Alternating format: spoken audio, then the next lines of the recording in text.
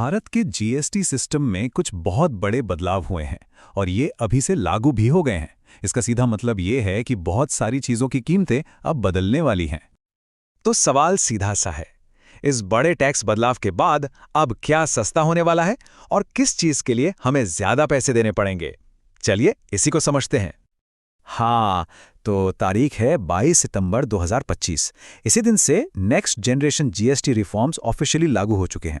मतलब ये नई टैक्स व्यवस्था अब हमारी जिंदगी का हिस्सा है। अगली बार जब कुछ खरीदने जाएंगे तो कीमतें थोड़ी अलग लग सकती हैं। अब सवाल ये उठता है कि आखिर इन सब बदलावों की जरूरत क्यों पड़ी? तो देखिए, सरकार का कहना है कि इसका सबसे बड़ा मकसद टैक्स सिस्टम को पहले से कहीं ज्यादा आसान बनाना है। तो चलिए इसको थोड़ा समझते हैं। पहले क्या था, एक काफी उलझा हुआ सिस्टम था जिसमें ढेर सारे टैक्स स्लैब्स थे। अब उसे बदलकर एक सीधी साधी आसान सी व्यवस्था लाई गई है जिसमें कम टैक्स स्लैब हैं। सोच यही है कि टैक्स को समझना और उसे फॉलो करना आसान हो जाए। अच्छा, तो ये नया सिस्टम दिखता कैसा है? देखिए, इसमें कुल 4 मेन टैक्स रेट्स हैं: 0%, 5%, 18% और 40%। हर रेट के अंदर अलग अलग चीजें आती हैं और असली खेल तो यहीं पर है कि कौन सी चीज किस स्लैब में गई है। तो चलिए सबसे पहले अच्छी खबर से शुरुआत करते हैं। देखते हैं कि वो कौन कौन सी चीजें हैं जो अब पहले से सस्ती हो गई हैं। ये शायद सबसे बड़ा और सबसे अच्छा बदलाव है। बहुत सी जरूरी चीजों पर अब कोई टैक्स नहीं लगेगा।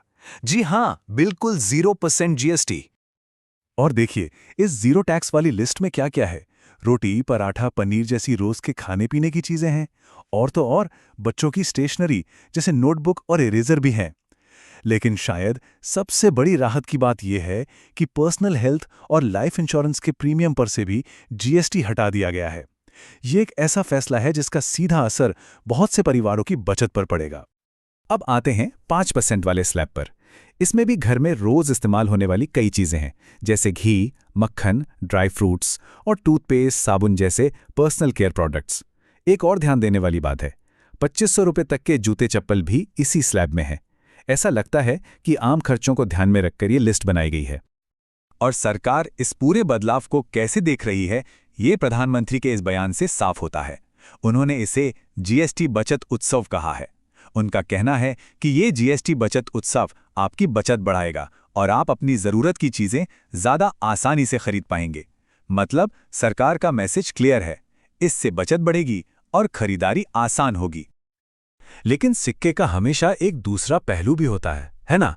तो अब बात करते हैं उन चीजों की जो इस नई टैक्स व्यवस्था के बाद महंगी हो सकती हैं। इसका एक बड़ा उदाहरण है कपड़े। अगर कोई कपड़ा या ड्रेस 2500 रुपीज से ज्यादा का है तो उस पर अब 12% की जगह सीधा 18% टैक्स लगेगा।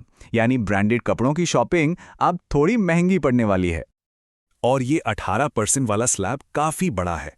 इसमें और भी कई जरूरी चीजें आ गई हैं, जैसे घर बनाने के लिए सीमेंट और कोयला, एंटरटेनमेंट के लिए एलईडी टीवी सेट्स, और तो और कुछ तरह की कारें और 3 व्हीलर्स भी अब इसी दायरे में हैं।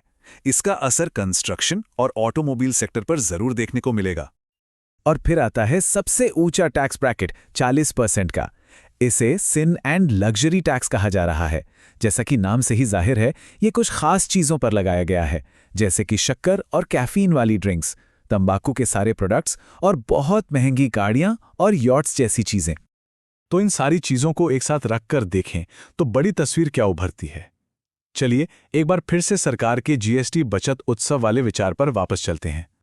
देखिए, सरकार का मकसद बिल्कुल साफ है। वो चाहती है कि इन बदलावों से घरों की बचत बढ़े, लोग आसानी से घर, कार जैसी बड़ी चीजें खरीद पाएं और इसका फायदा किसानों से लेकर बड़े बिजनेसमैन तक हर किसी को मिले।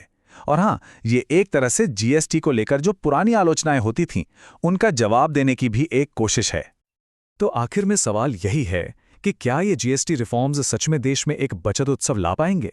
क्या इससे वाकई अर्थव्यवस्था को वो जरूरी बूस्ट मिलेगा जिसकी बात की जा रही है? इन बड़े दावों की हकीकत क्या है, ये तो खैर आने वाला वक्त ही बताएगा।